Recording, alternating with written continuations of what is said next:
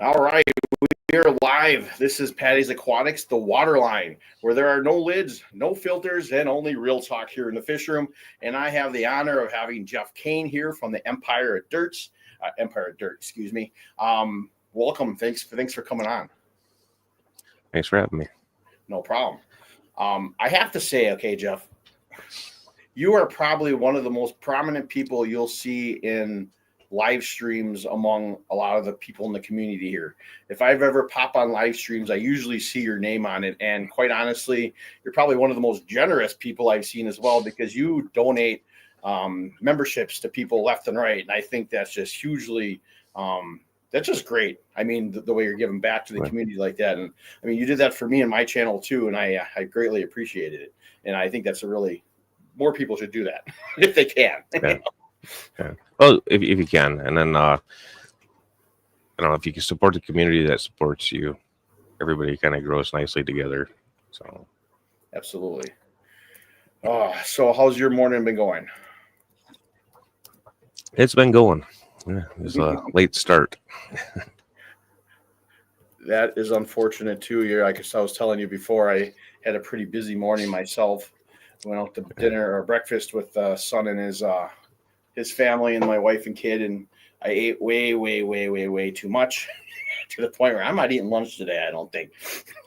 And then running around, and now we're here, and like it's been a crazy week in the world. I'll say that. I don't want to get too much into politics and all that kind of stuff on this channel, because that's not really what this is about. But it's been a crazy week, so it's good to be able to come down and sit and talk about something other than world views and stuff like that. So I really was looking forward to this live stream.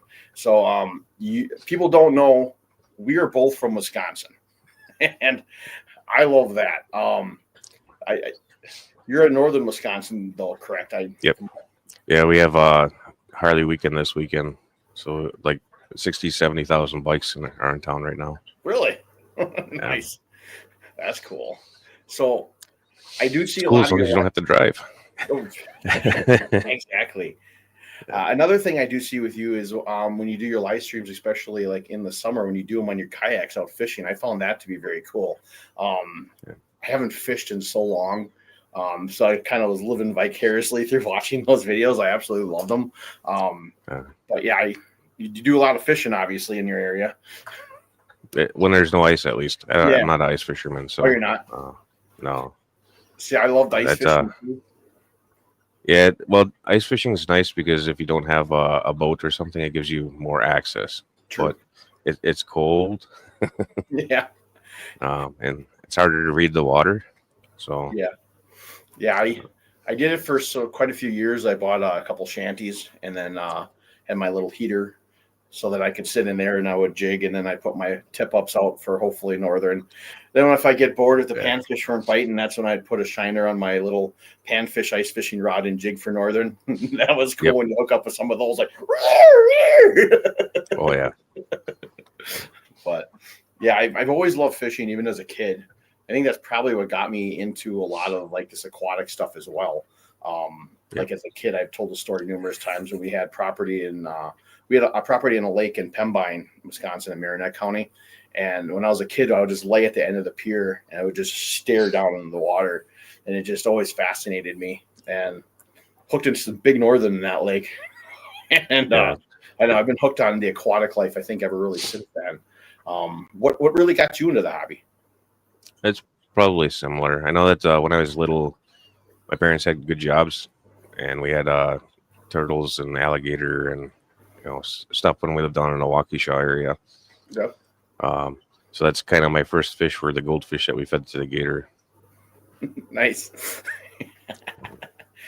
I was pretty young at that age, but I caught monster northern. I shouldn't say I caught it because I never landed it, so it's not technically catching it. But it was chicken gizzard. We had chicken gizzards. My dad told me to put it on the hook and throw it out there. I don't know how big this thing had to have been, over 40 inches. It was just monstrous. Yeah. I was bringing it in and wound up thrashing and getting off right at the freaking pier. But the biggest fish I did land was a 36-inch northern, not monstrous, but I don't know how old I was. I was probably like 8. I had a bobber and a minnow, and I wanted a northern, so I kept reeling it in, and I hooked the sucker in the eye. It went down to the bottom. I'm like, I got a big one. My dad's like, you're just hooked in the weeds. And then when it came up and his back surfaced, he's like, holy shit. It's like, give me the rod. Yeah, I remember my oldest daughter catching a good sized pike her first time, and she was pretty excited about it. Yeah, it's a cool fish, especially for a young kid to catch. Oh yeah, a pike's my favorite fish to eat too. Yeah. Usually between like 18 to 26 inches is my window for eating. Okay. I always like walleye for some reason. Still do. I mean, yeah. If you cook the pike and you get the bones out, it's equivalent or better than walleye, I think. Okay. Yeah, that was always the thing with northern because they were bony. You had to figure out how to do it the right way to get the bones out of there. Oh yeah, I never keep more than 3 fish because it takes me too long to clean them.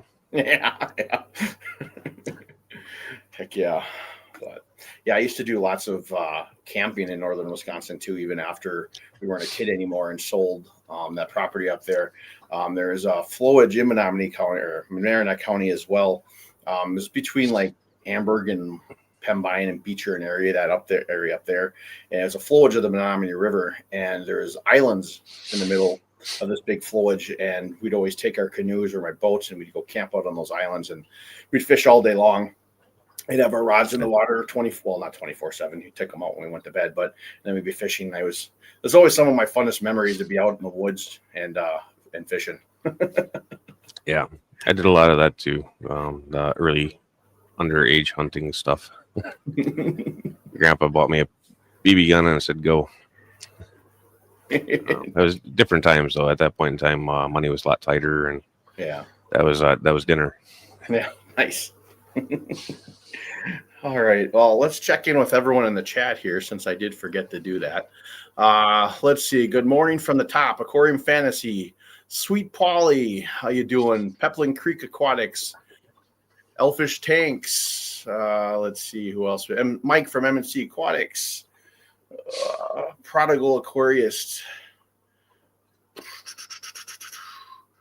Cheryl, Red Laser, Ed. I think that's Fish Fam Link. Mall Aquarium Delirium. How you doing?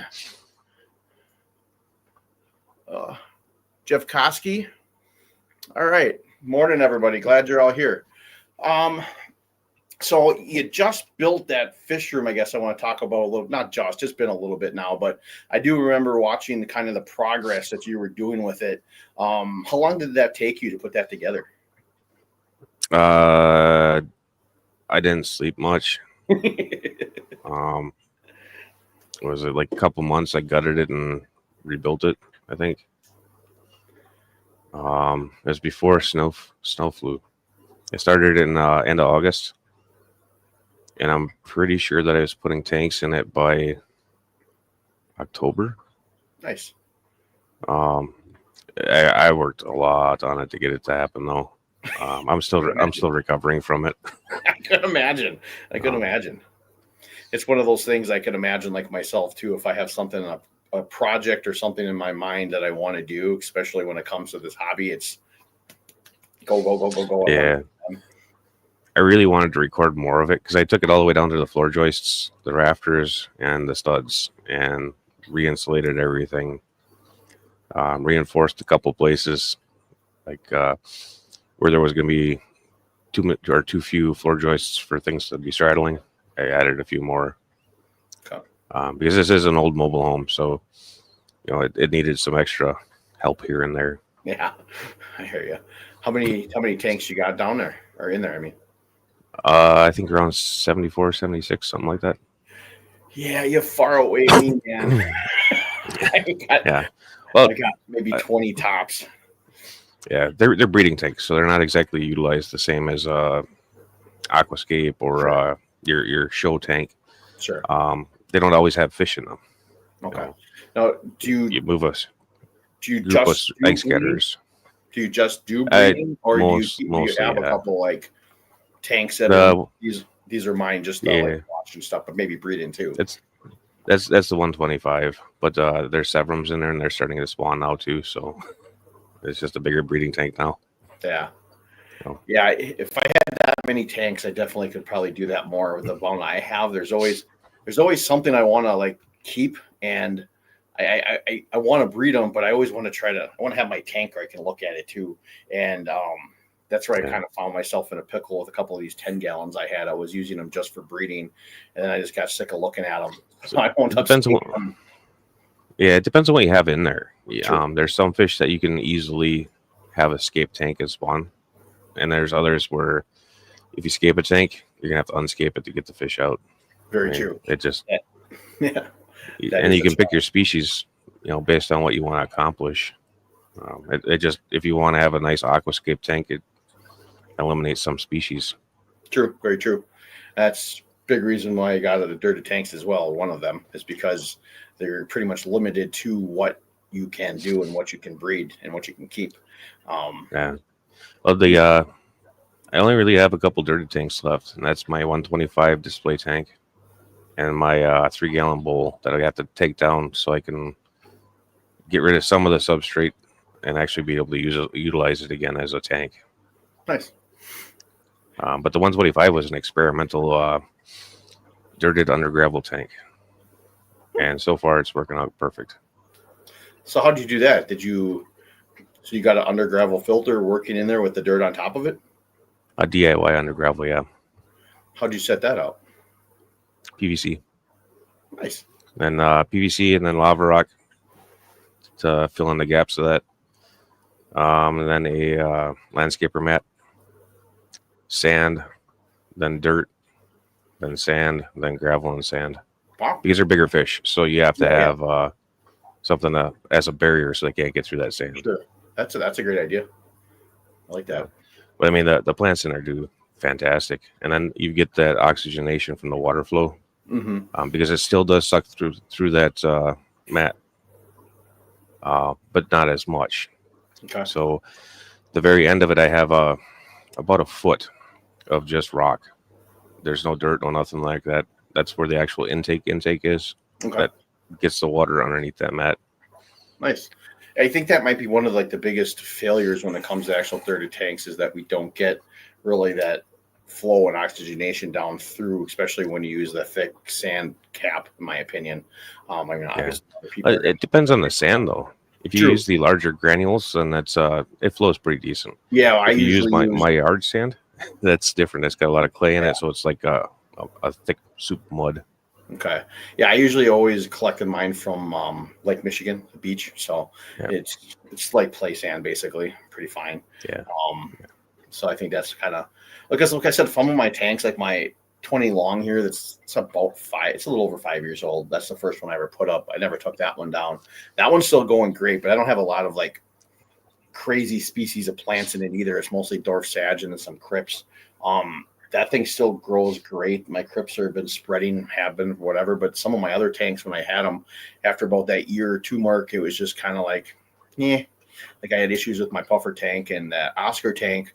It was really good at first, but then it just seemed like all my plants went stagnant. I don't know if maybe my cap was just too thick, that the plants really weren't reaching that dirt layer or whatever the issue was. I'm not sure, but it wasn't tripping my trigger anymore when it came to what I want to accomplish and what I want to look at when I come down here. I always like to try to do things that I can, try to push buttons as far as what can I do, what can I push past that I want to do for my own personal goals. And I mean, I accomplished it by putting an Oscar in a planted tank. He's not destroying it. I'm lucky. It's not happens with all of them. I mean, a lot of that probably comes down to the personality of the fish, probably. But I think so. I know that I had the 2 wild Oscars out in a planted tank. Big grade out there. Moved everybody into the fish room. So I don't know what happened. They're both in the same damn tank, and one of them went nuts and killed the other one. Like made a jump out of the tank. Got all jacked up, put it back in there, helped itself heal. And once it got healed up, they went back at it again. And then I had to get them off to another place. I can't have that. I don't have enough tanks. no, Not enough big tanks, at least. no, I hear you. Like with mine, I knew, like I knew there was a couple things I needed to do for it to even be a possibility, and that was getting that thing as a baby and putting in a planted tank right away, so it knows that's its surroundings. Like I said that in those videos numerous times. Like if you take a fish that's been in with no plants at all, and you're like sub-adult, and you throw it into a tank with plants, I mean, it's not used. It's probably going to freaking trash the crap out of it. Where, if you give it something that it's used to, it might be a little different. I don't know. That was just my thinking. Beto here asked, did you put that process in the video of that dirted 125 you're talking about? I did not. I didn't video a lot of it because of time constraints. I did, however, take pictures of building it. So if Beto wants to email me or something, I've got a link to the file where it shows the whole process of the whole damn fish room. That is a very interesting setup, Jeff. I'm not going to lie. That'd be kind of cool. Dang it, you should have videoed it. Yeah, I know. And I think I was figuring that if it worked out, I'd probably do another one. But the only ones I could realistically do it to is probably that 75 down in the corner there, because that's the only one where a place where I have space for another canister. Yeah. Because the canister is what operates that under gravel filter. Okay. That makes sense. Nice. Yeah. And it's set up as a river flow. So it's got linear flow in it. Nice. That's my goal somewhere down the road, is to make an actual river tank. But I tried to make a little tiny one here with my shiners, but it's not long enough. I feel like you really need a longer tank to really accomplish the look of an actual river tank. Yeah, a 20 long you could pull it off in. Yeah. On a small scale. Yeah, I got an axolotl in this 55, and I've got my puffer in the 75. I'm not getting rid of them, but the day that they are no longer with us, that's when one of those is going to become my river tank. I really want to get my shiners in there. I want to get some white clouds, some hill stream mulches and stuff like that. Kind of just make it more of a show tank. I just like the process of both breeding and show, like I said before. That's why I always kind of have like species only tanks, and I kind of was like, well, I want to breed them, but yet I want to make a cool looking tank. Well, like with the hill streams, if you set it up right, you can do hill streams and rainbows pretty easy, or even rice fish. Okay. Because they do the mop spawning, so hill streams don't get to the mops. Nice. And the rice fish and the rainbows don't go down into the rocks where the babies are hiding. Okay. Nice. That's good to know. I used to have a few hill stream loaches in my 75 when it was a community tank. Then I got my puffer when he was like that big. I tried to get him out of there. I could only get a few out.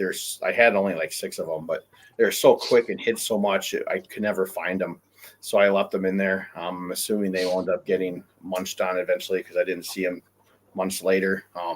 Unfortunately, there was a lot of fish that got munched with him in my stupidity of trying to learn what I can keep with him and what I can't. That was a process, let me tell you. I really wanted to be able to keep him with other fish, because you'd see online, and that's a problem with online. Oh, you can keep them with fish. No, you can't keep them with fish. I kept them with fish. Mine kills all fish. Again, I think it kind of comes down to the personality of that fish, probably. But I think, it's like a pistos. Yeah. A pistos say that you can leave the male and the female together, and it works out perfect every time, and that is not the case. I had one pair of those as well. The male, all I did was just chase the female around. The female just hit all the time. I wound up getting rid of them, but usually it goes 50-50 for me. Either the male kills the female, or a female kills the male. Yeah, I like when I had that puffer in with that community tank. I took most of the fish I really wanted out of there, but there was some, like, not that I didn't want any of them, but I kept some like swordtails and a few other like little tetras and stuff in there that I thought were a little quicker that he wouldn't be able to get at, especially at that smaller age. And he lived pretty good with them all for quite a while. But then once he got a little bigger at that 5-6 inch mark, that's when I started to see, like, wait a minute, where'd that fish go? No, where'd that fish go? And when I would feed him, he was like a baby. I could feed him with like a little doser, like pipette. I would put like frozen bloodworms or whatever in there, and I put it in the water, and he would suck it out the end of it. And that once I did that, and a female guppy just happened to swim right by him and snatched. I'm like, Okay. Like, and then I stupidly, like over a year later, when I brought him down here, I had grew out a little angelfish, and I decided to put it in there. I'm like, I think he can live with this now. They were good for a week, then all of a sudden the angelfish was gone and disappeared. I learned my lesson from that one. Should have learned it before, not to put anything that I care about in there with him, because it's not guaranteed they're going to live. Yeah. Oh. What, you had a Faja puffer? Or? Yeah, I have a Faja. Yeah. I remember the story was Fajas didn't eat fish. Yeah, he eats fish. I can keep guppies in there. He's going to peg some of them off, but some will survive and live in there. But I keep him well fed though too. But he does. I don't feed him. I shouldn't say I do feed him well fed, but I used to feed him every day, and that sucker got fat and lethargic. So yeah, excuse me. So probably like over a year ago, I cut down his feeding, and I only feed him like once every 2 to 3 days now. He's gotten skinnier and he's more active. Yeah. But with that, I mean, if I keep other fish in there, he could be pissy one day because that dude's got an attitude. He's personable. Yeah. He's up there talking, but he's always hungry. Like, I don't even got the light on, and he's just sitting there scrounging the glass, going, he wants food. He knows I'm down here. But yeah, if I put something in there, he very more likely will munch it. Oh yeah. So what all types of fish do you keep? I've seen some of them online, but if other people are interested. Yeah. Yeah. A bunch. Yeah. A lot of Corys, some tetras, barbs, koi, goldfish, angels, rams, pistos. Yeah, quite a few of each species. Well, then let's put it this way: what's your favorite species or fish in your fishing right now? Rams usually. Yeah, rams and angels I like a lot. Do you have the parental skills are fun. Do you have a favorite type of ram, like color pattern or species or anything like that? Probably the original blues. My wife's cousin is big into rams. I'd got a pair from him. He had a gold and electric blue mix. I still got the male up there in that community tank where it is. Yeah. Female passed. I got 2 babies from him. They kept eating the eggs on me. Yep. And then the last time when I had those 2 10-gallons that weren't set up, I put them into one. I was going to have them try to lay their eggs, and then I was going to move them so I could hatch out the eggs themselves, but they never wound up breeding again for some reason. And then, she passed. So they're cool, but he breeds. He's got blacks. He was really big into the blacks for a while, but he's really trying to always get those lines, the good lines with the blacks and stuff like that. But he always runs into It's really hard. There's a melatonin cancer that if you don't cross back in with a blackfish, it doesn't matter what kind of blackfish, just blackfish, you end up losing the line eventually. Yeah, and that's what he always talks about, how he's got to breed in other lines back in to try to get the line back and stuff like that. So I just beyond my understanding and stuff. But the angels are really bad about that too. And that's why there's so many trash angels in the market. People don't understand what they need to do to actually keep the line going right. I don't know everything about it by far, but I do have access to people that do. So well, that's a good thing to know. I liked angels. That was another fish I tried for a little while.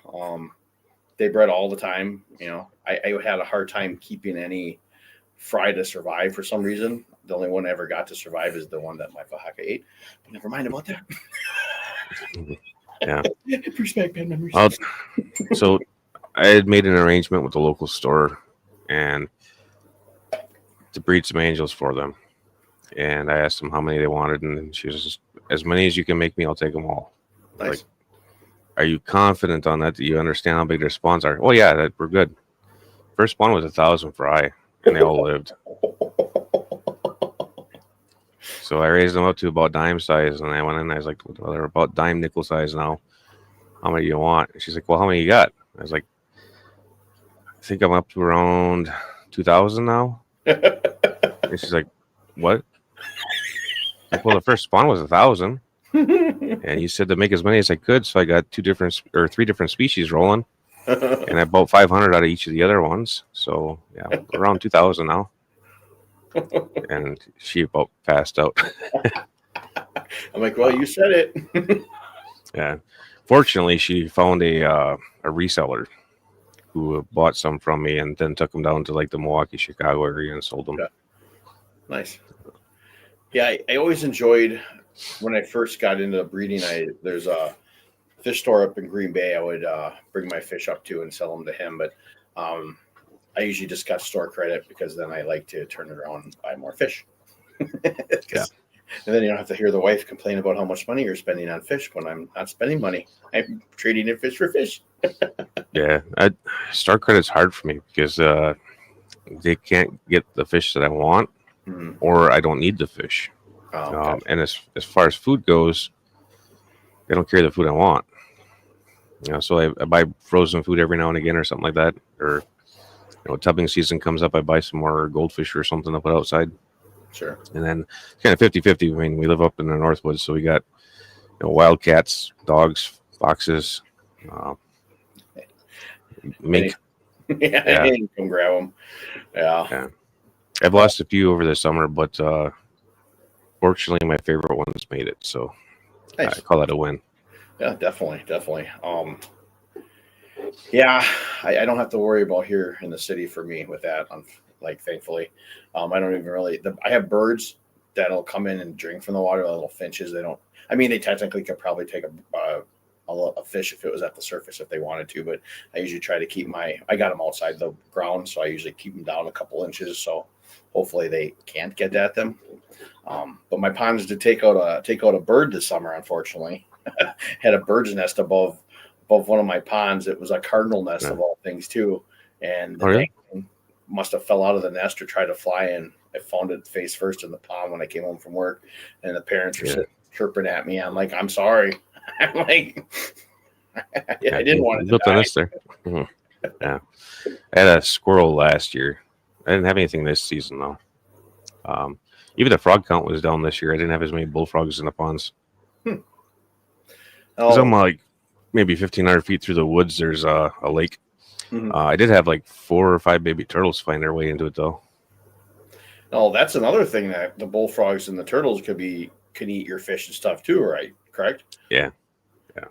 Well, not this year. This year everything was really big goldfish and koi. So, but if you would have smaller fish, that's obviously something to go. Yeah. Last year I had some cories out there, and the bullfrogs were trying to eat them. I think they were getting stung because I was finding dead bullfrogs with their mouth open. Nice. Hey, learn their lesson, maybe. Maybe. I don't know for sure, but that was what made sense to me because it didn't happen this year, and there was no cories out there. Oh yeah. I was gonna take my ponds. I wasn't gonna take them down, but I was gonna bring my fish in this weekend. But then now they're talking it's gonna be at least over here warm again this week. So I figured I'd give them another week to try to get some more eggs out of them with the rice fish I have out there. But it's been, I don't know how it has been up by you. I know down here it's been like in the 60s during the day for the most part, and the nights have been getting down to like low 50s. I'm sure it's been colder up by you, but up in the area that I work in, it's been snowing already. That's insane. And it's like still is summer. It's like a couple more weeks here. I mean, last year I kept my big tub out until I put a heater in it at the end of September, and I only had guppies in it, but I kept that out till like around Thanksgiving. Then I brought them in. I have rice fish and white cloud, so they can survive out there. I don't know. I just figured if they're not breeding anymore, I might as well bring them in soon. But I know that eventually I want to get a year-round pond, but it's got to be at least 6 feet deep. So yes, you don't have to worry about any of that. Yeah, that's the goal someday too. For me, told my wife that. I said we need to take down the swing set for the kid and put a pond there. She's like, she still uses it. I said, so? She's like, you can wait till she's done. I'm like, fine. I said, I'm going to build this big one off of our patio in the backyard. She's like, how are you going to pay for that? I'm like, I don't know. We'll figure it out when the time comes. And then she's talking about if she passed away, what I would do with her money. I said, what do you think I'm going to do with it? I'm going to build a pond. I'll memorize. It'll be in your memory. Yeah. She's just like, Her memorial pond. yeah, shit. Yeah. I'll build my pond in honor of my wife. Well, I've been looking at liners and stuff, and was it to do the length of one that I want to do because I want to make like a horseshoe type pond with a linear flow in it. Um, and was it like $1,500 for one section of the liner, or 2,000? It was right in that ballpark somewhere. And then I need at least two of that liner, plus the connector. It gets pretty expensive. Yeah, that's not cheap. Not cheap at all.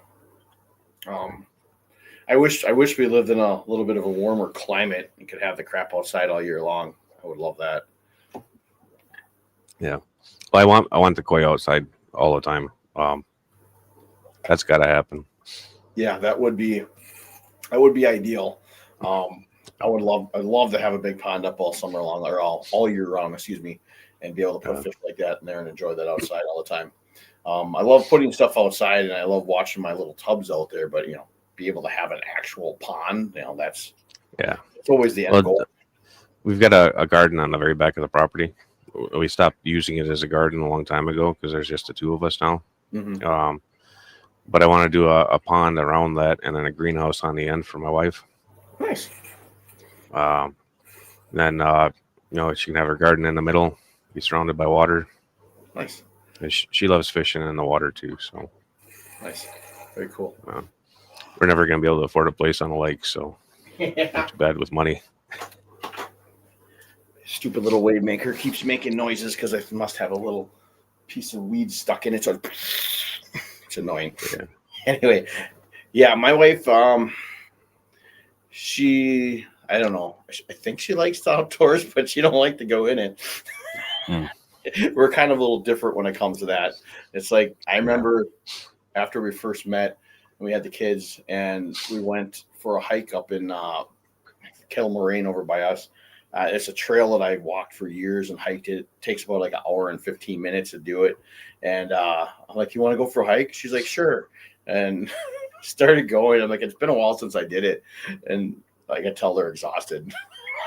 She's like, how far yet? I'm like, I know we're not even halfway there, but I don't want to turn around. I said, we're almost done. So we saw the map and she started crying. I'm like, oh my God.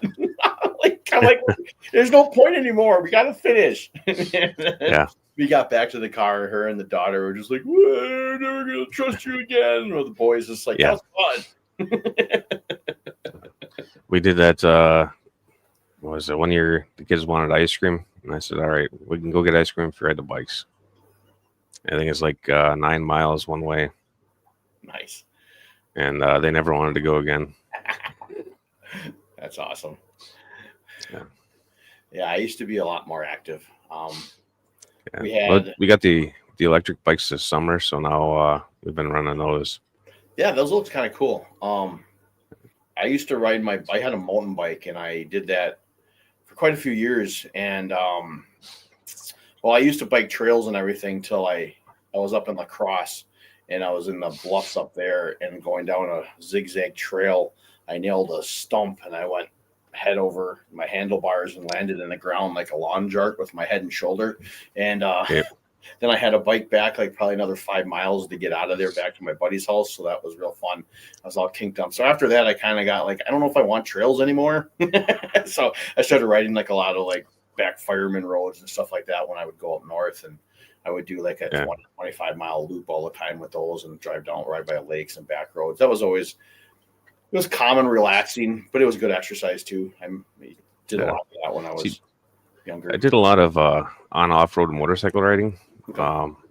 And I'd spend like 16 hours out riding and never thought anything of it by myself.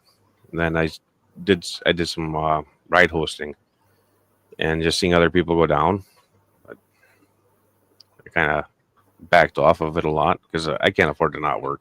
No. And I know that just one simple misjudgment is enough to put you on the ground. And if you have any speed behind it, you're laid up for a while. Oh, yeah. Yeah, there's, even with like mountain biking, there's a few trails when you go down these hills with these ruts. It's just like, I remember one. Yeah, if you go downhill and you hit like 30 miles an hour, even you hit the ground or a Mhm. tree at 30, that's a good Gosh, yeah. flip.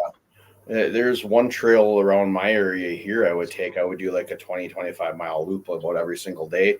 And this one hill, I never liked it, but I did it anyway. But, it's like you had to go down a certain speed and hit a certain angle down this. And I remember there was a few times where there was a little creek at the bottom. I freaking missed it, freaking skid out, or you go over and you freaking land in the creek and you bang yourself up. And it's just like, ugh.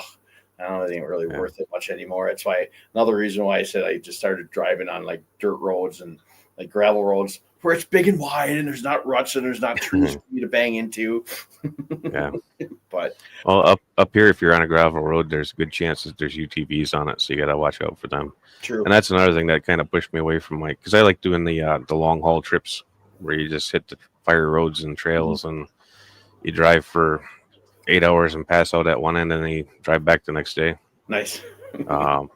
And now all the UTVs out there, there's so many of them. It's not as enjoyable for me, at least. Yeah, I wouldn't imagine so. Like fireman's roads, I would bike on. I was up in like the Wazaki area in Marinette. There really you barely ever see anybody. There'd be like a car here or there, but that's what I love more than anything because it was like you're just biking in nature. First time I saw a bear was down one of these roads biking. I'm just not thinking of anything. I'm biking. I'm like, why is there a big black dog out here alone? And I'm like, wait a minute, that ain't a dog, that's a bear. It saw me and it took off. And then it was last summer again. I seen another one. I was coming around a corner and it was a smaller one. And I'm like, it was in the woods, but it seen me and it was biking the same or running the same direction I'm biking. I'm like, get away. I don't know where mama is. I'm like, get away. Yeah. Mom is the dangerous part. Yeah, exactly. That's why I'm like, go the other way, man. Go. Yeah, I've got one that I usually have to run off of here once a year. He gets into the garbage. Once you chase him off, as long as you physically chase him off, he doesn't come back. Yeah. Yeah.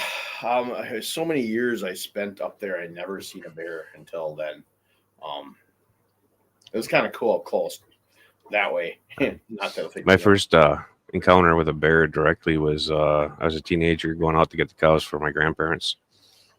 Seen a black patch of hair in the bushes. Thought it was the missing cow and gave it a swift kick. And it stood up. Yeah. It ran one way, I ran the other. Yeah, that's good. Glad it didn't run your way. Yeah. Wow. Yeah, you hear of people sometimes that I don't know. Black bears typically aren't really that aggressive that I know of. Anyway. No, not unless they're wired wrong.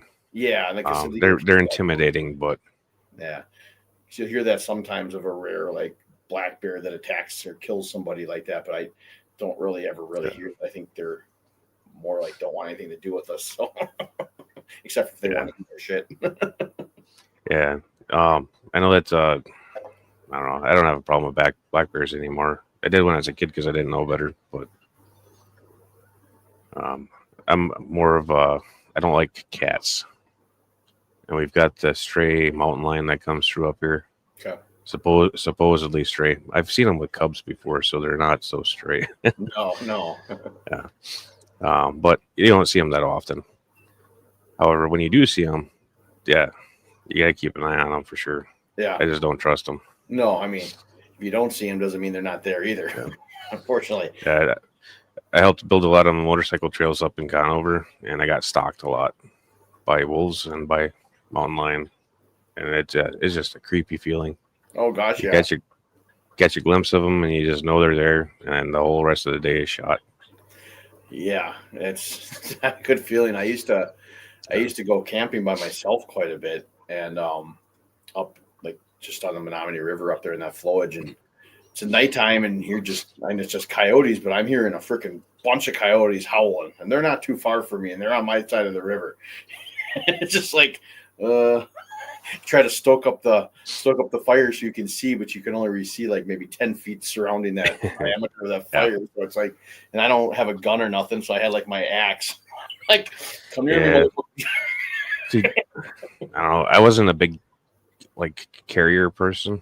I've got some guns, but I don't really carry them. Yeah. While I was doing trail work, I did a lot of that by myself too. So I had to start carrying after I started getting stocked. I would too. I mean, my chainsaw wasn't reliable enough. No, it only do you so good. After Yeah. you see some of them, you fire a shot, it might scare them away too. Yeah, that's basically what it was because it's just a little 22 handgun. Mhm. It's got a really big bark, and that's about it. That's all they The, need. the accuracy, yeah, the accuracy of it's garbage. Yeah, definitely. Yeah, I think for the most part with those animals, that noise would be the one to drive it away. Unless you said you get one that's wired wrong, it just doesn't give a crap. It wants to come for you. So, Yeah, but yeah, I spent lots and lots of time up in the Northwoods when I was younger, especially. Um, Surprised I didn't see more. I used to venture off on my own quite a bit when I was when we were younger, there wasn't that stuff around though. true. I saw Uh, bobcats where we were. yep. Never saw any bear, but I know there were some there. Um, I remember when I was venturing, because I would venture around where the area where we were in Pembine at that time. There was really only like one other cabin in this whole area. Now, excuse me, now it's all built up. But at that time, I would walk around the woods for like all day long. I would just venture around Yeah. and walk. And I came across some animal that crossing the road. I still don't know what it was to this day. I don't know if it was a small bear or what it was. At that age and at this point now, I don't remember exactly what it looked like, but I remember seeing it and being like, I don't know what you are. I remember I took off the other direction. I'm like, fuck this shit. Yeah. I've only seen moose a couple of times, and it was when I was out riding. You come up over a hill and they'd be crossing the road. I've seen one elk, but I think it was an escapee from an elk ranch because it was crossing 51. So, I mean, there's a elk ranch that was probably like 10 miles from there. So that's not out of the range of possibilities. I didn't know that there were moose in Wisconsin. Yeah. Cool. Used to see a lot of tracks when I was a kid, and then I seen nothing for a long time. The one that I'd seen was actually in Gleason, Wisconsin, so south of me. Same with the elk. Maul says it was, I'm sure he meant Sasquatch. Yeah.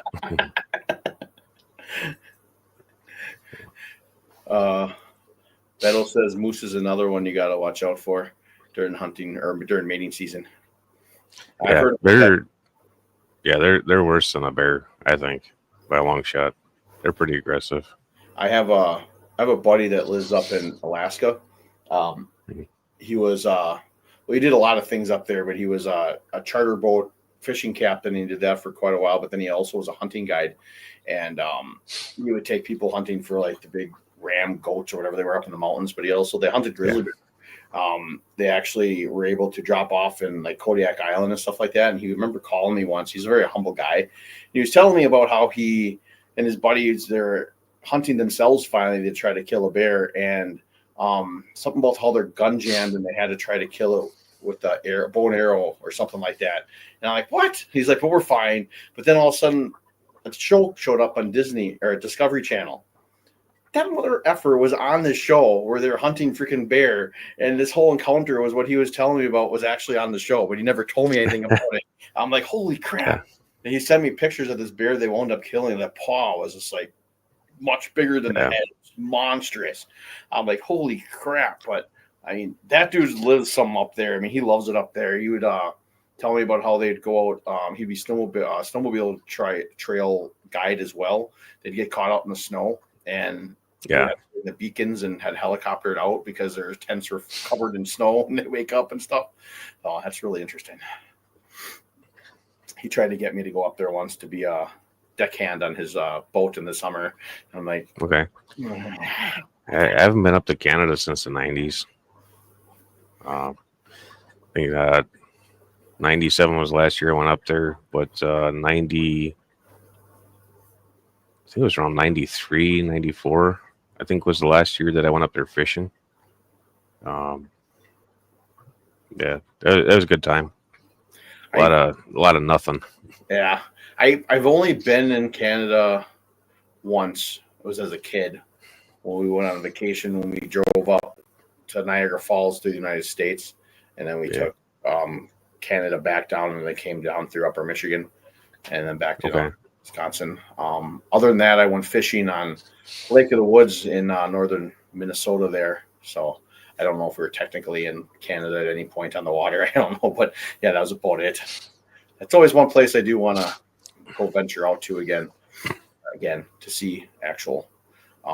Yeah, it's. I'm sure it's a lot different up there now than what I remember. Yeah. 'Cause even around here is so much different. There's so many more people. Well, that's what I can imagine. Even like where I had that property in Pembine, how built up it is now. I'm sure that's like that a lot of places, and quite honestly, that's probably what drives a lot of these animals down into other regions, is because their areas are getting taken by Yeah. Well, the moose problem here, the lack of them at least, is because of overpopulation on the lakes. People are out there pulling the weeds out, and the moose eat at the weeds. And there's no place for them to get to the lakes on most of them now without walking through somebody's yard. It's all very true. Yeah. Our lakes are really overpopulated now, at least in sections.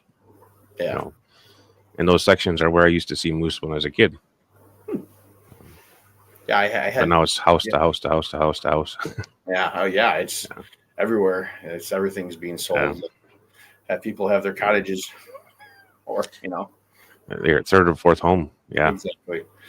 Yeah. No, I did convince my wife, because we initially were going to get some property up in northern Wisconsin again, and then my kid was unexpectedly came here. She was unplanned, so it kind of threw our plans off. But I talked my wife into it, and so far she agrees that once we retire, we're going to sell this house here and move up somewhere in northern Wisconsin. I like Marinette County because I kind of grew up in that area, went up there, not grew up, but I went up there quite a bit as a kid. So I'm kind of familiar with that county, and I like it. So I would like to get up in that area somewhere at some point in time in my life after I retire. I always enjoy just waking up and just going outside and walking around the woods. Even as an adult, when I was up there, that's what I would do. I'm an early riser. So as soon as I get up, I just get up and grab a soda, and I'll just walk around. Watch. I know that where I live at, we used to be surrounded by paper property, essentially, and they got bought out by foreign entities, and they changed hands a few times to kind of keep the property, but I think they finally hit a point where they were told, yeah, no, you got to sell, because it's not legal for foreign entities to own properties in the U.S., is what I was told when it came to that side of it. Okay.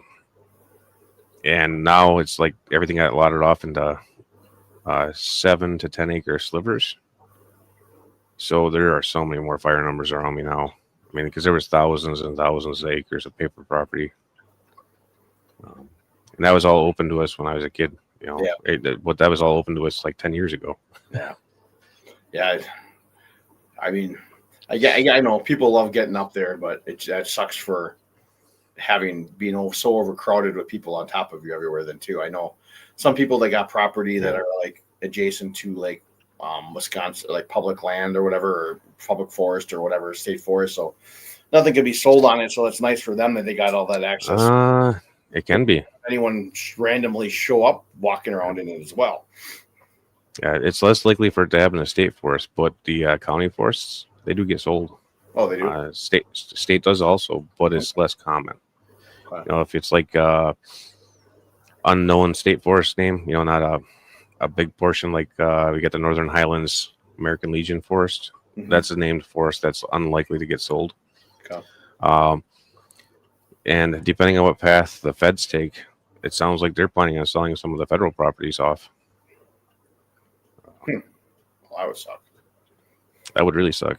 Yeah. I think we need to keep as much as our forest as we can. It'd be nice. Yeah, I agree.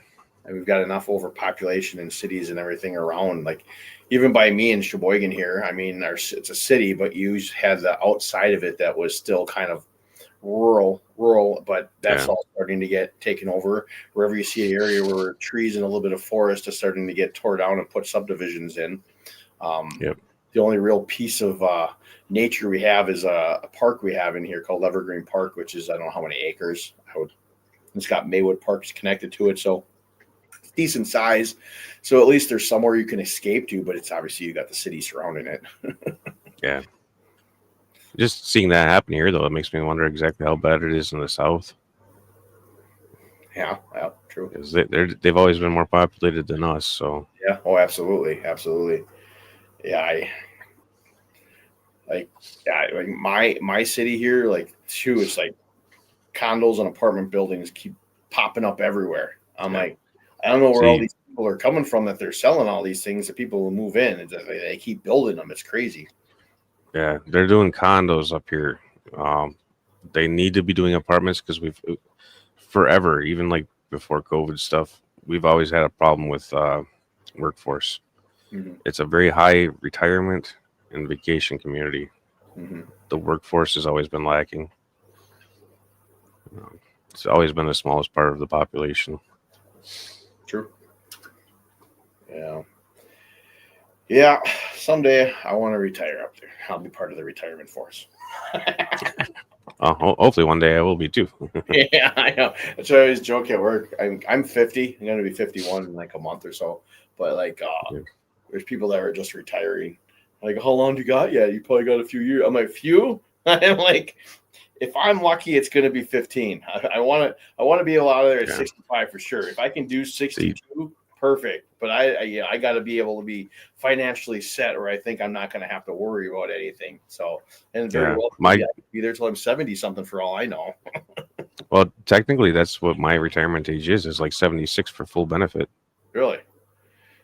I think mine is six. I think it's 67. To be honest with you, Yeah, something like that. yeah. Yeah. But we can still retire at 65. My plan is to retire at 55 partially, at least Okay. go part time. Nice. I don't know if I'm gonna be able to pull that off or not because everything has to be paid off. So I don't have any bills to be able to pull that off. Yeah, that's the big thing. Because then if I can do that where I can work part time for an employer and have guaranteed dollars, then I can do this stuff for the rest of it. That would be the dream. You know, I always Yeah. told the wife. I said, you know, if this anything ever took off with this, it'd be great to be able to do this as a supplement to the actual income and Yeah. then do something part time just to bring a few extra bucks in and be able to spend more Yeah. time with this. And or I told her to get a second job, that would work too, but she didn't buy So into that one. yeah, I think a lot of people that decide that they want to make this their income make a lot of mistakes in doing it because you either have to go really big and do import, or you have to throttle back your plans and have a very modest lifestyle. Yeah. Yeah. There's zero way I would be able to, with the amount of tanks I have down here, be able to make this be my main income. None at all. Yeah. Because even like LRB, I don't think he could pull it off if his wife wasn't working. Yeah, true. 'Cause I don't think he has enough stable income. You know, Yeah. I'm Yeah. sure he gets waves of money coming in, Sure. but I don't think it's stable. Yeah. Yeah, it would be great, but I just the amount of tanks I have down here, the best for me really is just to supplement my hobby, you know, um, be able to make a few bucks or get some new fish to be able to sell a little bit of it. Because all I really do, I don't even go to shows all the time either. That was like another big thing. Like I got my wife's cousin who's into fish too. He's like, we need to go to this show and this show and this show. I'm like, it's a lot of work. It's like I don't mind doing like one or two a year. Like that's fine for me. I like it just so I can go to one of these shows, sell some fish, but at the same time I can go walk around and buy some new fish. It's the same thing as if I go to a fish store. If I'm going to sell some fish to them, I'm going to pick out what I want. You just make a little bit more money at the fish show than you would at the fish store. But I don't really anticipate more than that. I don't make a tremendous amount off YouTube either, which I don't care. It's enough again to kind of supplement what I'm doing, but yeah, I don't know. Well, I've been using the income from YouTube to put back into it. You know, where you do giveaways and stuff like that. I enjoy that part because it's giving back to the community again. So, and that's what makes you freaking great, Jeff. I absolutely love that about you. I try, but I'm still a person. I mean, everybody's flawed at some point. Everyone is absolutely. Yeah. If we weren't, we wouldn't be human. Exactly. Very true. Yeah, I didn't really ever expect to even get the subscribers I have when I first started this. It was a complete and utter joke of just making a channel just because I love the hobby and I watch people.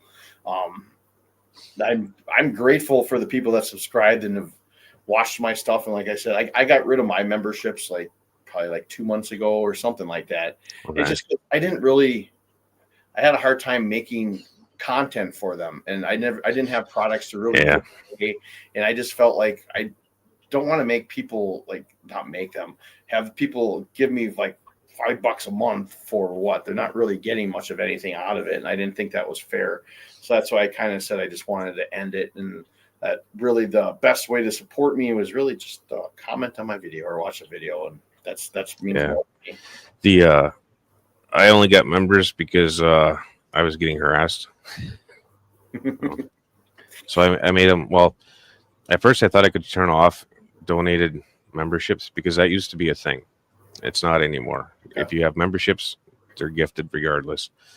So once I figured that out, I made it. I think it's like $2.99, $1.99, and 99 cents. And at first, if they gifted memberships, it was going to be the $2.99. And eventually, I figured out how to make it so it was only the 99-cent one. So that way, if people wanted to do gifted memberships, if they wanted to dump out a whole bunch, like 50, it was only $50 instead of that being like $500 or something. Well, then YouTube takes their cut too. They do, yeah. But I mean, realistically, they're giving us the platform to work off of. So True. I get that. No, it's a business, and without it, we couldn't do it. So true. I suppose they don't charge us to have a channel. They don't charge us to have videos up or nothing like that. So I mean, the cut that they get from the monetized people, I'm okay with it. Yeah. I mean, the alternative is having a monthly fee to be able to do it, and it would probably be not beneficial to the small channels at all. So, true. Yeah, I mean, I don't have an issue with it. I didn't realize it the first time. I'm like, why are they taking money? Yeah. I'm like, oh. I think a lot of people don't realize exactly how little you get paid. Oh gosh, yeah. Wow. When I first got monetized, I think it took me almost 3 months to make my $100 for them to pay me out. And then it went about, usually like every 2 months, I would get about $100. It's gradually gone up a little bit. I'm up to probably like a little over 100 a month now. But like I was telling you before backstage, my videos have gone as far as view goes. So I'm sure that number is going to go down. That'll change once winter gets back around. Yeah, because the northern hemisphere goes inside. They need stuff to watch. The southern hemisphere, you got that window in between while the seasons are changing that they're still inside, outside. Mm-hmm. And then when it gets really cooler out, then they start going outside more. So, yeah, typically winter is a hotter time for people viewing, though. True. Yeah, I've always noticed that even if you go to like a fish store and they'll tell you their busy period is basically after the summer ends. Yeah. Same thing with like fish. The summer ones can be kind of dead, but if you go to the ones like in February or January or whenever they are, that's when they're packed in a madhouse. Yeah. And I don't know, it's a feast or famine type environment. Yeah, like you said, people are outside and doing a lot more stuff during the summertime. You're getting into the colder months, people are inside watching their screens and doing stuff and working on their tanks and thinking about what else they can do with it. Yeah. And that's I don't know. It's been like that as long as I can remember. For better or worse. Absolutely. Let's see. Branton's in the chat. What's up, buddy? He says that he has no intention of ever monetizing on YouTube. I didn't either. Yeah. So does Mike. That got changed. I mean, I always had intention if I got to that. That was like my first goal when I first got onto YouTube and started getting some views. Everyone was shooting that 1,000 subscribers and 400 or 4,000 hours of watch hours. You get monetized and cool. Then your channel could take off. And then it was just like, I don't really care anymore. People, obviously, like I told you backstage, like obviously if you make videos, you want people to watch them, but it really depends on, like you said, what your intentions of what you want. Obviously if you can make a couple bucks off of it to put back for myself, like I said, into my hobby, I'm grateful for it, but it's not necessary. I guess. Well, like the pennies that you get from the watch hours for people watching your stuff during the live itself, I don't have that turned on while it's live. After the live's over, then I turn it on. Okay. Just because I don't want it to interfere with whatever we're doing, Gotcha. especially if I'm doing a giveaway, because you gotta respond. Yeah. So if there's a commercial going, you can't respond. True. I didn't think about that. But I don't make enough promo live on penny, for AdSense to make it worthwhile, in my opinion. Yeah. I mean, I've got enough people watching. I'm sure it's probably beneficial, but and overall, the grand scheme of things, it is probably beneficial too. But I mean, just it's not my thing. When it's replay, whatever, people can pick up where they left off and move forward. Sure. If they want to. Yeah. I think the biggest live stream I had was with Corey from the co-op, and I remember he telling me backstage, he's like, just be prepared. There might be lots of comments in there to go scroll through. I said, so he told me that some people wind up getting a little frazzled. I'm like, half the time I don't look at the comments because I forget anyway. So it was good. That's my biggest downfall when it comes to this. I try to be better at it. That's another reason why I got the laptop, so I can actually see, although I haven't really gone to it too much today because I've been enjoying talking to you. But yeah. So I've been skimming it the whole time. So yeah. I tend not to be or not to say highs and stuff like that so much when I'm a guest, unless something happens to the host. Like I was on NLA's the other night, and he didn't have a microphone, so I said his hellos for him. That way, nice. He could figure out what he had going on. Yeah, like I said, I try to say hi to everybody at some point, even if it's just me typing in the chat. When I was doing the initial live streams when I first started them, I 100% was absolutely terrible at it.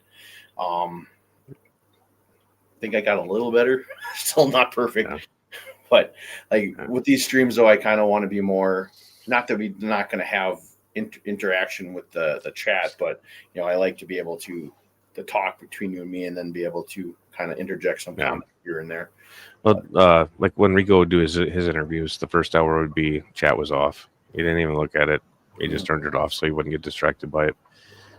Then he would go into his chat questions and stuff like that. But it depends on what you're looking for. I mean, if it's like a hangout type thing with some questions here and there, this is perfect. Yeah. All right. So what else you got planned for today? Scraping some glass, some water changes, and feeding. Nice. I did all that yesterday on a whim.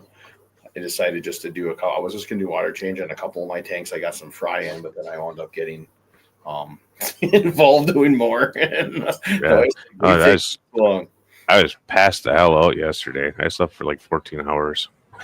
It was bad. And it took me a while to get functional, and I had to help my dad put some bearings in a 350 block. So that was the rest of my evening. Nice. So do you have any other projects coming up in the fish room? Yeah, I still have one more rack to build for sure, maybe two. Still working out what my total plan is. I think I'm going to get rid of 20 10-gallons and put in 2 5-foot tanks if I can find them. Okay. Because I want to get rid of the small tanks on the bottom. Like I got my 90 and 75 on that side. I love it. I love the way that lays out, and the 125 on the floor in the back. It's easy to do water changes on the taller tanks on the floor. Mm-hmm. I got 40s down the middle, and that's easy enough to do water changes on. The 10s are frustrating just because they're so short. I mean, I use a power assist pump, so it helps, because otherwise it takes so long to gravity drain that. I mean, I use it in a floor drain because I've added a floor drain to the room. Okay. But even at that, yeah, that's I might steal that from you, Brian. But yeah, I need more bigger tanks anyway, because the bigger tanks are the grow outs. The 10 gallons work great for spawning. or working on specific breeding projects. Even the 5 gallons are sometimes better for some species. So, yeah, it just find in my path what's going to work best. The reason I got all the 10 gallons to begin with was because I got a good deal from a club. True. Yeah. Otherwise, they would have been 20 highs or 40 breeders. Nice. Yeah, 10s are easy to fit a lot of tanks in, obviously, especially if you go the long way or short way, whatever with them. I speaking of 5 gallons, I have a couple. I only have like two. Yeah, I do use them for breeding. I did some white claws in it. Did try some CPDs in there. Haven't seen any fry of yet, so I'm thinking it might have been a failure this time around. So I might have to try that one again. But yeah, I love the smaller tanks for trying to breed some of those fish in. I find it pretty to be able to take them out of a bigger tank, throw them in there, breed them, take them out, and see what you get. It's a smaller tank you don't really got to take care of too much until they hatch, obviously, and then you got to take care of them. But. Yeah, well, even at that, like I pull my fish after they've been in there for a few weeks, and then I take a squirt of Infusoria every day and squirt it in that tank. Nice. And watch for the eyelashes to start swimming. Nice. Yeah, I was talking about those white claws. I did a video on that the other week where I put the egg crate at the bottom of the 5 gallon and I cut that to size and I put a piece of mesh over it. And they bred in there, and I had probably like at least 50 fry. So I tried to do the exact same thing with my CPDs. So I put them in there. They were in there for like 3 days. I took them out on Monday. And as I took everything out, I found one of them underneath the egg crate. I don't know how the heck it got under there. It must have squeezed. Yeah. Must have been a little bit of an opening somewhere where it found its way in. I don't know when it got under there is the problem. The fact that I'm in, let's see, it's Tuesday, Wednesday, Thursday, Friday, Saturday. It's 6 days in, and I have not seen a lick of a fry yet. Makes me think that I may not get any, and he probably ate everything that was underneath there. So. Yeah. No, I've been having problems with scuds, planaria, and snails eating the eggs or the fry. Yeah. Planaria, yes, I've had my battles with those. Yeah. But those are my own stupid doing by putting crap in my tank that I shouldn't have. It doesn't matter. You can put in plants from a store and still get planaria. Get in there, yeah, absolutely. But in my fish room, they were brought in from my own stupidity of listening to an old man that wants to. So when I worked at a store, that was one of the biggest no-nos in the world. Was you do not bring in anything from a wild lake, because of the potential for pathogens. Whether it be a viral disease, parasite, a worm. Yep. I just remember that always being the biggest thing, because when somebody does that particular store that's close to them has to be the one to fix it for them. True. And that's why most of them are against it. Yeah. I mean, it is. I mean, you're told that by taking these out and you observe your little samples for like 30 days and you pick out whatever you see that's not good and you pour it in your tank, you're going to be fine. There's still eggs and stuff. No, I bought into it because I love the idea of it. I'm like, yeah, it was cool. If you want to see something really cool, you get an empty 10-gallon tank. You go to a pond in the spring when it's starting to thaw, bust the ice, and just scoop out the water. Put it in the tank and watch what grows. We've got some micro feather dusters and stuff like that. That's pretty interesting. Wow. Yeah, I did. But you want to keep that separate from your aquariums. Oh yeah, absolutely. Yeah, I did find it interesting. Obviously, I pulled some material out of a river near me in the winter. It was like February. Almost went to the ice trying to grab it, but I did, and the amount of life that was in it. I mean, obviously the life is still there no matter what the season is, but it's interesting to see the type of life that was in it compared to like in the summer. The summer, obviously, I've seen more of like the larvae worms that from the flies or whatever they are. Well, even doing that, I think we got a little bit of the detritus and stuff like that And so when we put it in, we did end up eventually getting some dragonfly nymphs and stuff like that. But again, it was a specific ecosystem, so that stuff being in there didn't matter. It was part of the natural ecosystem. Yeah. We didn't have to worry about it eating fry or eggs or whatever. Yeah. But and the biggest thing too is obviously, like you said as well, that you can't guarantee that whatever you're taking from the wild is free of anything. No, there is but no. I don't know. There's no guarantee that whatever you're getting from a store is free of it either. True, very true. So it's risky both ways, but you're less likely to bring in a nasty virus from a store. I agree 100%. Because if it was coming from a farm, you know, they have to be careful so they don't crash your farm. Yep. I had my buddy bought fish from where's that place in Florida? Seagrass? No, it's you can order online. I can't remember the name of it, but he ordered fish and plants from them, and he's down in his little fish room in his basement. He's like, I keep finding dragonflies in my basement. Where are they coming from? I'm like, you probably got dragonfly larvae in whatever you got from them. And he was telling me about how his fish were disappearing, his babies. Like, I mean, look at your tanks, man. Imperial, yes. Beto, Imperial, that's the one, Imperial. That was the one. Yeah. Probably snuck in on their plants. Yeah. And if with the farms, if you're just doing stuff outside, there's a lot of that potential. Mm-hmm. Absolutely. I don't know. People should really quarantine their plants that they get if they have concerns about the stuff. You know, if they're not as concerned about it, then watch what comes. Yeah, that's why when I did get infested with planaria in my tanks, and I do sell a lot of my plants at swap meets, I didn't want that because I don't want to be responsible for passing that along to somebody else. So switched everything over, and I don't really see them anymore in any of my tanks. So I'm hoping I did medicate them all too. So I'm hoping they're gone.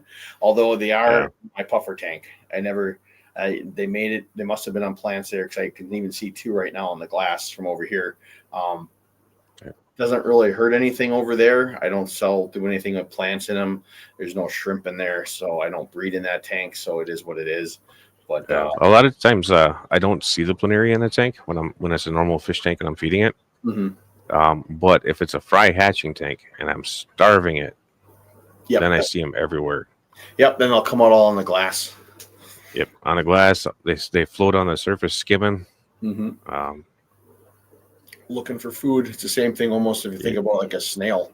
You can feed the tank normally. You don't see many, but if you don't feed that tank for a while, they're going to come out everywhere because they're searching for their food. Yeah. Or if they get overpopulated, they're all everywhere too. Yeah, there's that too. Yeah. So I have that actually in my main CPD tank. I bought that Aquarium Co-op easy snail catcher. Just I wanted to try it. Okay. And catching crap loads of snails with it, and cleared out a lot of snails in that tank. But I feed that tank kind of heavy because I try to breed those guys, and they popped all back up again. So I threw them back in there last night. I'm kind of curious to see how many are in there. Yeah. Are you doing live foods or? I switch off. I do mostly like dry foods, and then I'll do baby brine shrimp, and then frozen baby brine shrimp. So I kind of alternate between the two. I don't know. It's easier. I would like to hatch baby brine shrimp more. I don't know. I don't got the time for that. And then having to buy this stuff all the time, it's more expensive than regular food, although it probably lasts a little longer, I guess, if you look at it that way. Compared to I think it's about the same to maybe cheaper for me. It depends on the fish I'm feeding though. Yeah. So I feed when I hatch it out, it's like 3 tablespoons a night. Okay. So I mean it's a lot. Once I've harvested it, I've got a glass about that tall, just solid baby brine. Mm-hmm. And that's enough to do 1 round throughout the fish room. Nice. And feed the vast majority of the tanks, not every single one of them, but majority. Yeah. Okay, Brandon. Hatching. Oh, wrong one. Sorry. Hatching Yeah. baby brine ship takes 5 minutes. Come on, Adam. Yeah. It's Did you see Fish Easy's little hatchery that he was using? mm-mm. It's like a round circle. Put the eggs in the outside, and then they migrate their weight in the middle. You pick up the sieve, and that's full baby brine. um, I That's the easiest, simplest way that I've seen of doing it. For people that don't need a lot, that is. I just use a jar. Yeah. I put water and salt in it with my eggs and a little air stone, and I let it for about 2 or 3 days, and then swallow them, and then I siphon them out. If I was doing it that way, I probably wouldn't too. Yeah, that's the only. I had thought about getting a hatchery or doing some other things. I mean, I'm sure that would step up my game of doing it more. But Yeah, I like the hatcheries. I've got the Zist ones. You know, whether or not they're better than another one, it's personal preference. Yeah, I mean, if I had hatcheries, it'd be a completely different story. But yeah, even the DIY bottle ones would be a lot different than what you're doing, because at least then you have a way to drain the brine off the bottom. True. Yeah, this is the pain in the butt one, because then when I do it, I've got basically a turkey baster. Yep. Blow the surface to get the shells away, stick it down. Then I pour it into another jar with a towel over it to drain out the salt water. And then when I got that done, then I just take the cloth that it had it in, and I just dip it into a little thing of fresh water to get them all in there. And then I feed them all. You can buy like 20 of them for a couple bucks on Amazon. Okay. Oh, yeah. Now, does that collects the shells or the eggs? Both. They'll collect everything. So it's just my way of straining off to get the salt off. Okay. Because I put mine into a fresh water before I feed them. Yeah. I know some people just, like my wife's cousin would always just take it right out of the salt water and dump it into his tanks. Yeah, and that's fine if you do a lot of water changes. Yeah, but he never kept plants or anything either. So I just never really wanted to go that route. Yeah. So. And if you're feeding it lightly and that kind of stuff, that's fine. Yeah. But if you're feeding it consistently heavily, I don't recommend it, because it changes parameters too much. I mean, I run acid water, so I don't need to be jacking up my pHs. No, yeah, that can screw with your water parameters for sure. Someday I'll get a hatchery. Yeah, I've got the C's, Branton, but I don't much care for using them. Do you feed any other live foods? Yeah, I've got Daphne and blackworms and infusorias. And then depending on the species of fish, I've got guppies. But that's not intentional to feed the adults to them per se. Yeah. It's more of you put a pregnant female in there, and then she has babies, and they eat the babies. Gotcha. Yeah, I tried different things. I have a 2.5 gallon that at the end there, I took a collection of water from the local waterway, and I threw it into that tank on the purpose. I was just going to watch it and see what pops up. And I was loaded with freshwater isopods and all different stuff. But my intention initially was then to let that go and kind of use that as food cultures for the food, for my fish. But so for like a display tank, I have absolutely no problems with scuds or planaria, because they're useful tools in that. Mm-hmm. But in the breeding tanks, I have major problems with them. Yeah, because they eat stuff they shouldn't be eating. Yep. That's why I think I had a hard time breeding or finding fry in a lot of my tanks, is because they were so infested with planaria, especially with those egg scatterers. I mean, they got eggs that fall down from the substrate, and the worms are eating them, or if not the snails, maybe even too. So, but I wound up dumping. Well, I've got video of a shrimp grabbing a baby angelfish off a water spike, eating it. Really?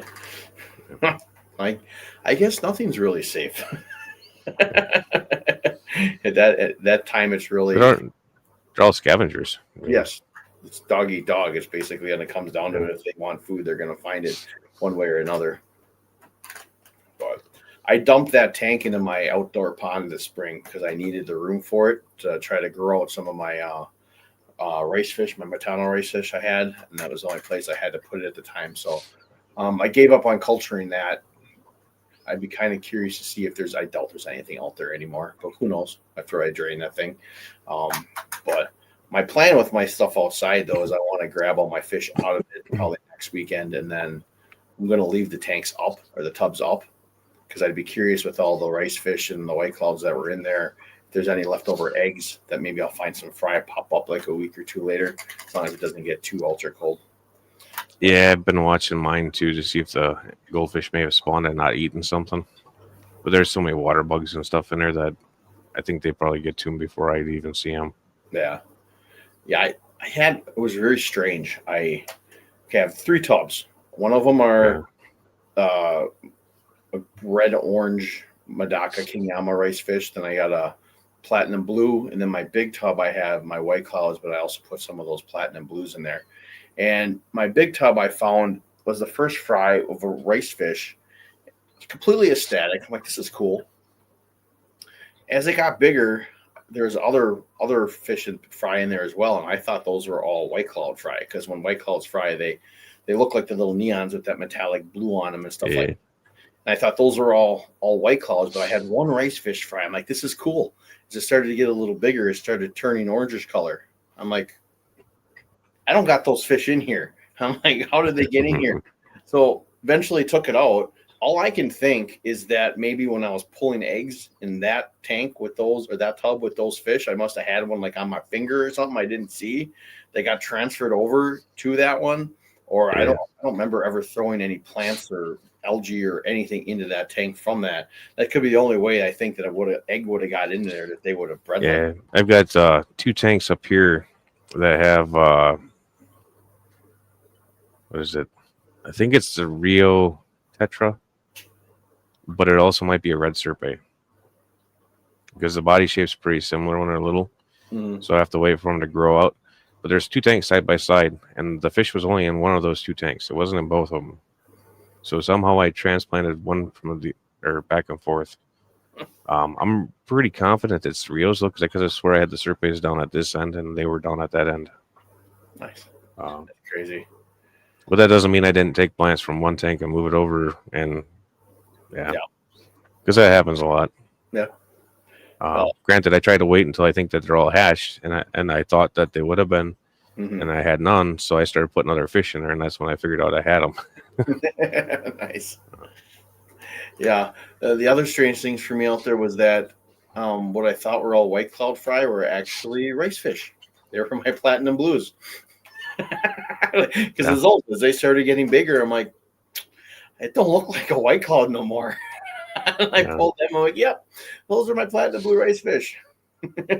So I'm curious to see really if I have any white cloud fry or anything grew out there from them. I don't know. We'll find out, I guess, in the next week. But my problem is going to be finding tank space in my fish room for all of them and bringing them in. And I want to quarantine my fish that I bring in too before I put them back into their tanks. Yeah. So it's extremely likely that they'll have some kind of parasites. And it's probably not problematic to them while they're healthy, but the birds transfer stuff. Yep. So it's pretty well guaranteed that they got some kind of a worm or parasite. Yep. I found that out last year with the guppies I had. Brought them in. I kept them all in the same tank, but then after like a couple months, they started all looking like they were wasting. I'm like, oh gosh. I'm like, didn't even think about that. So I got some totes for them. I probably have to grow them up in there, and I'm going to medicate them and then wait a little while.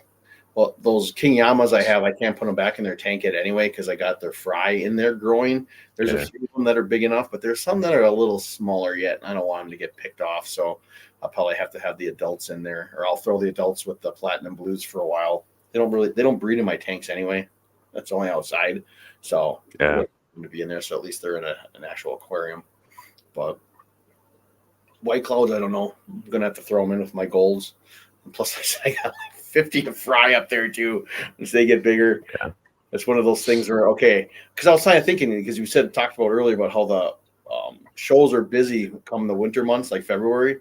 Be the time to try to get some batches of some of these fish like the CPDs, the white clouds and stuff like that to start raising up. So by the time February comes, they'll be big enough to be able to really, I can sell them then and have something. See, this is the time of year that I like to spawn.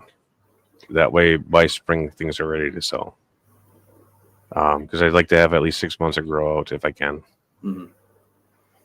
Makes sense. So that's my plan. My goal here is this month to get a few batches of everything kind of going and brewing. So that time comes, I've actually got something to go. Because that's the biggest thing right now that I've noticed from switching from dirted tanks to my other ones now is that I don't have the plant stock as I used to.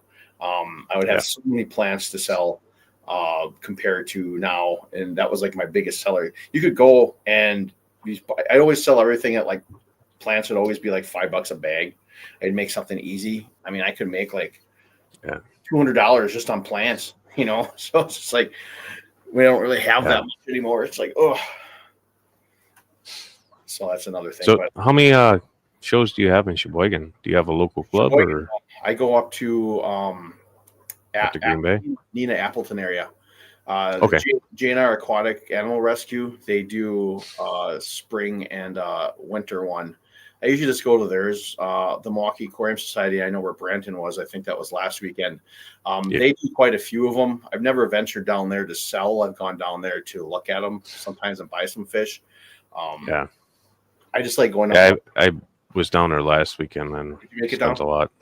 Yeah, I wanted to go. Cash flow was a little tight, and I already had a live stream scheduled. So I'm like, well, I'll just have to wait till next time. Although I did want to see Branton. Yeah, Branton and Kyle. Kyle was there too. And Keith Fishner made it over too. Nice. So yeah, it would have been nice to go to see you guys, but next time. Well, Rob McClure was there selling too, so it was good to chat with him. Nice. Yeah, I like going to shows. It's similar to like this YouTube community where you can go and actually just talk to people that are actual breeders and breeding and selling and growing stuff and get tips and ideas and just kind of chit chat. It's kind of a very informative type of event to be able to go to. Mm-hmm. And plus, if you are selling, which is my favorite part, is that you get first look at fish before the doors open. Yeah. I did that at Quad City. I helped Foxy and Peplin move some stuff in, so I got to go run around quick before they open the doors. If I was smart, I would have read the list beforehand and got the map for where what was. Let's see. Mike said, I've been trying to breed platinum rice fish with a pool noodle and a scrubby type breeding mop. They have not used them at all. I have 4 mops in the tote outside. Just got 10 Yoki yesterday. I don't know if I pronounced that right. I had that issue. I used the acrylic mops. I made that a spawning mop, and I also used the broiler pad one where you cut up and put in a pool noodle with both. I had the King Yamas. They really had no interest in the scrubby pad one. So I wound up making the ones with these. I can't speak. The other spawning mop, and they got a few that way, but then they didn't want that anymore. So I wound up putting one of each, and they always lay the eggs on the other one now. Where my platinum, they didn't really make a difference to them. They liked either. You had any experience with any of that? Me, no, I don't do much with rice fish right now, but I will say that with the mops and rainbows, like my rads, they only like to spawn at that first 1/8 inch where all the material meets. Occasionally you find some eggs in the bottom, but that's because they fell. Okay. Otherwise, the vast majority of them are in that first 1/2 inch. They try to get right up in there at the root. And I don't know if that's because when they first hatch, they get that gulp of air. Could be. Or, what the deal is. Yeah, that is one thing I kind of played around with too with my rice fish ones. Is when I made the yarn ones with the acrylic, I made different length. Some of them are shorter, some of them are longer, but they all kind of floated. So the longer ones would wind up kind of floating to the surface. I tied them off onto a pool so I could float them within the tank and kind of keep control of them. But and I tried different areas as well of my tubs, like some by the flow. I wasn't getting much there. Then I'd move it over here to a slow pot spot or over here. And honestly, I didn't really find anything from that other than sometimes they hit on them and sometimes they didn't. But I had so much in my ponds, I guarantee you that they're breeding everywhere. But Yeah. Something they could probably try is just doing a floating pearl weed and then pulling the pearl weed out. true, that's not a bad idea, especially for like a smaller tub. Yeah. Well, I don't know if he's doing a tub or if he's doing a tank, Oh, but even at that, I mean, if you do a floating pearl weed and just let it do its thing for a week, pull it out, throw it in an empty tank. yeah, I had pearl weed in my tanks for a while. I'd let them float.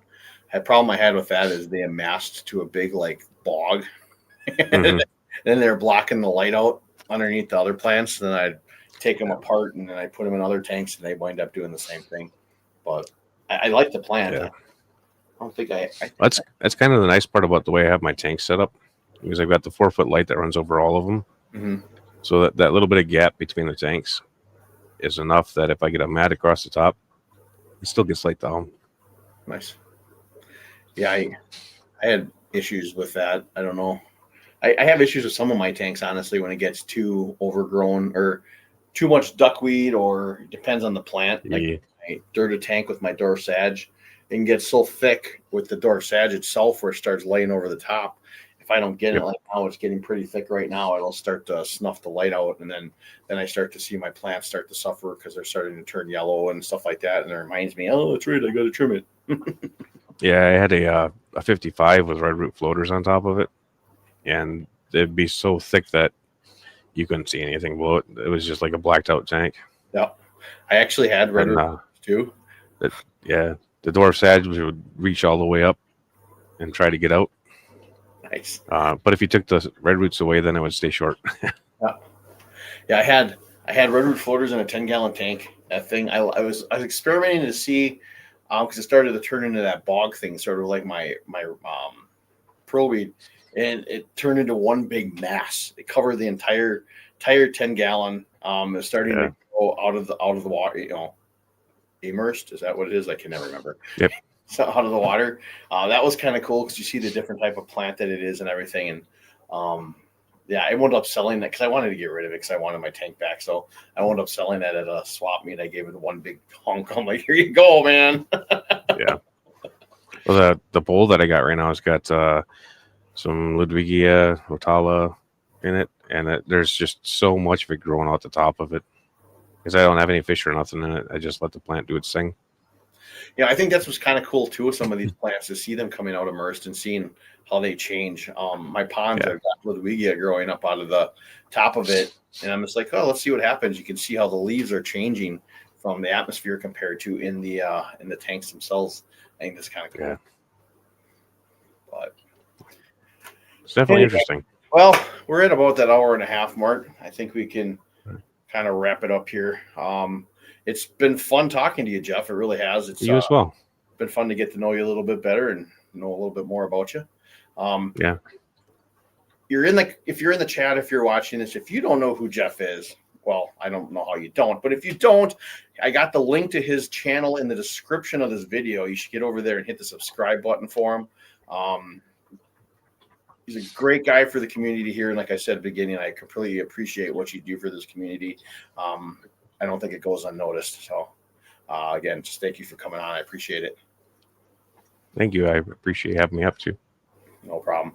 All right. I don't have anything else scheduled live stream wise for a little while. I'll probably take a couple of weeks off. Like I said in the beginning, when I started doing these again, I don't want to do them every week, but I want to do a few here and there because it's just fun talking to other hobbyists. But anyway, everyone have a great Sunday. Enjoy yourself, and then we'll see you again next time, and see you later. End stream.